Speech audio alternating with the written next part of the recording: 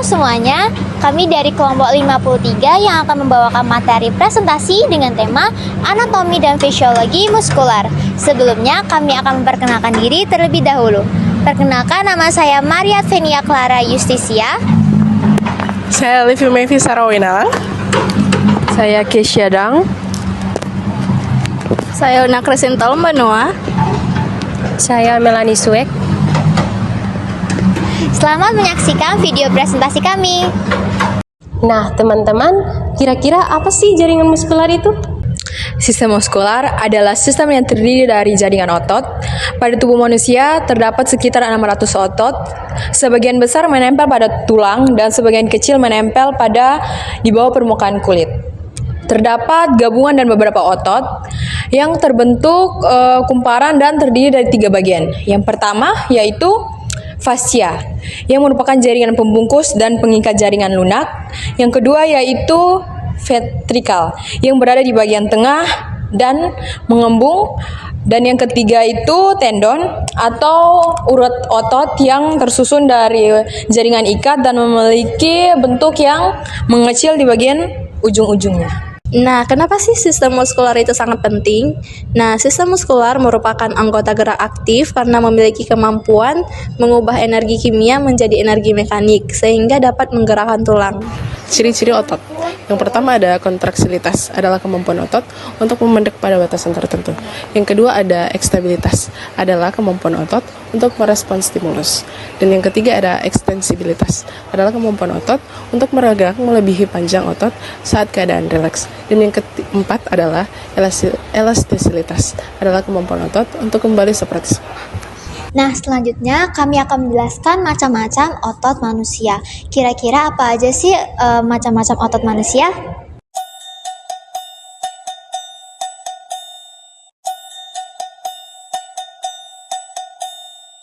Nah, di sini saya akan menjelaskan tentang otot rangka.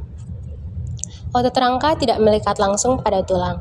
Otot rangka menghasilkan gerakan dengan menarik tendon yang dilanjutkan dengan menarik tulang.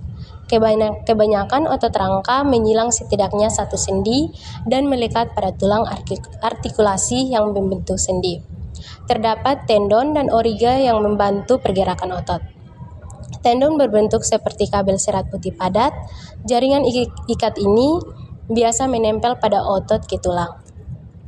Saat otot berkontraksi, ia menarik satu tulang ke tulang lainnya. Kedua tulang tidak bergerak sama, satu dipegang hampir di posisi aslinya.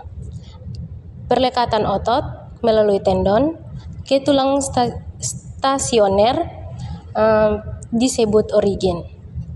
Ujung lainnya dari otot dipasang melalui tendon ke tulang yang dapat digerakkan pada titik yang disebut inersio. Nah, selanjutnya saya akan menjelaskan mengenai otot jantung. Nah, otot jantung ini adalah otot yang hanya terdapat di satu tempat khusus, yaitu jantung. Nah, otot ini itu memiliki penampakan seperti otot rangka, yaitu berlatur atau lurik. Namun, sistem kontrolnya itu seperti otot polos, yaitu tidak sadar. Nah, otot jantung ini berfungsi mendukung fungsi jantung sebagai alat pemompa darah ke seluruh bagian tubuh manusia. Untuk secara normalnya, otot jantung itu berkontraksi secara ritmis dengan dipicu oleh fungsi pacu internal. Namun pada kondisi tertentu, detak jantung itu dapat meningkatkan kontrol dalam sistem syarafnya. Nah, sel jantung ini dilengkapi dengan sejumlah kecil endomisum dan tersusun dalam bentuk spiral membentuk angka 8, seperti pada gambar. Nah, bentuk ini itu memungkinkan saat terjadinya kontraksi pada bagian bilik jantung itu menjadi mengecil dan memompa darah lalu meninggalkan jantung. Nah, setelah itu masuk pada pembuluh darah arteri. Nah, sel otot jantung ini adalah sel yang bercabang yang tersambung satu sama lain dengan piringan interaksi. Nah, struktur spiral otot jantung ini yaitu sel yang bercabang dan cakram interaksi mendukung fungsi jantung untuk terkoordinasi dengan baik. Otot polos. Otot polos merupakan otot involuntar atau otot tidak sadar yang dapat ditemukan pada kandung kemih, uterus, sistem respirasi, pencernaan, reproduksi, uranus, dan sirkulasi darah. Otot polos dibagi menjadi 2, yaitu otot polos unit tunggal atau visceral dan otot polos unit ganda.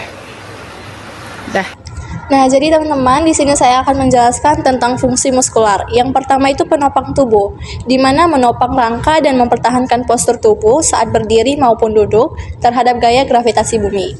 Yang kedua itu ada pergerakan tubuh, di mana sebagai alat gerak aktif yang menempel pada tulang. Dan yang ketiga ada produksi panas pada tubuh, di mana otot berkontraksi dan menghasilkan panas untuk mempertahankan suhu tubuh agar tetap normal.